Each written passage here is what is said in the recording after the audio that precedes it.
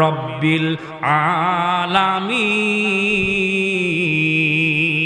কোরআন বলতেছে আমি দুনিয়াতে এসেছি এই পৃথিবীর রব যিনি, তিনি আমাকে দুনিয়াতে পাঠিয়ে দিয়েছেন। জোরে বলি সুবহানাল্লাহ। আল্লাহর পক্ষ থেকে এসেছি, আমি দুনিয়াতে এসেছি। কোরআনকে জিজ্ঞাসা করব, আল্লাহর কোরআন, আল্লাহ তোমাকে পাঠাই দিয়েছে, তুমি কার কাছে এসেছো তুমি আমাদেরকে বলে দাও তো।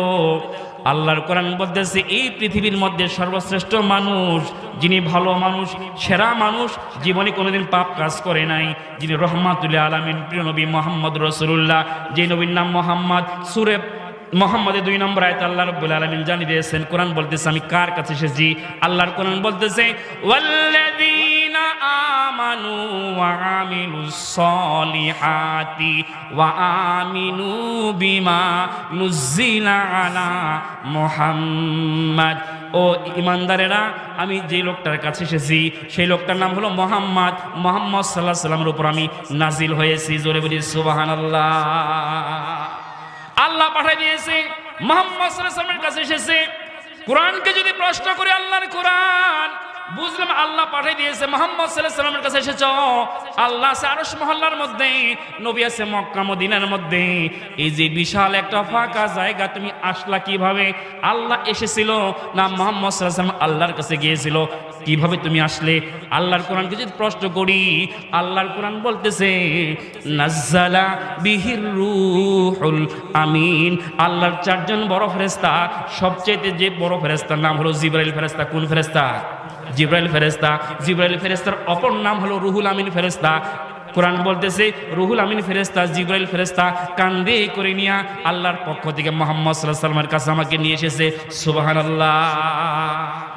এই কোরআনকে যদি প্রশ্ন করি, আল্লাহর কোরআন, বুঝলাম জিবরাইল এসেছে।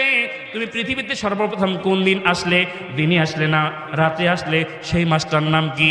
আল্লাহর কোরআন বলতেছে হ্যাঁ, এর প্রশ্নের উত্তর আমার ভিতরে আছে, তোমরা কি জানতে চাও? আল্লাহর কোরআনকে প্রশ্ন করি, হ্যাঁ আমরা জানতে চাই। আল্লাহর কোরআন বলতেছে আমি যেই মাসটাতে আসলাম সেই মাসটার নাম হলো রমজান মাস। জোরে বলি কোন মাস? রমজান মাস। শাহরু রমাদান আল্লাযী উনজিলা ফীহিল কুরআন। আল্লাহু আকবার।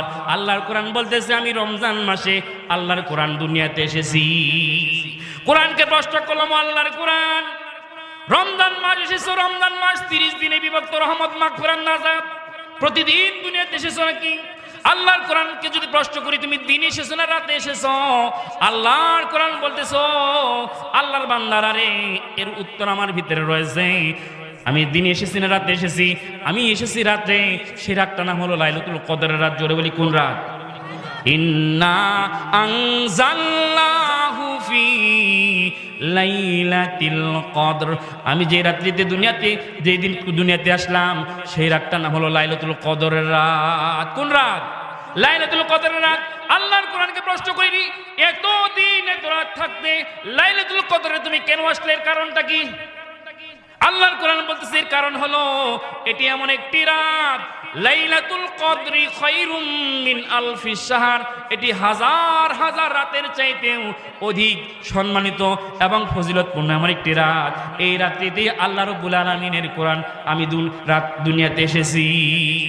এই কোরআনকে যদি প্রশ্ন করি, দুনিয়াতে আসার আগে তুমি কোথায় ছিলে? এই কোরআন বলতেছে দুনিয়াতে আসার আগে আমি কোথায় ছিলাম? বাল হুয়া কুরআনুম মাজিদুন ফি লাউহিম মাহফুজ। দুনিয়াতে আসার আগে আমি লাউহে মাহফুজে ছিলাম। জোরে বলি সুবহানাল্লাহ। প্রত্যেকটি প্রশ্নের কোরআন উত্তর দিতে পারি কিনা কথা বলেন? এখন কোরআনকে যদি প্রশ্ন করি, ও কোরআন, বুঝলাম তোমার ভিতরে সবই আছে।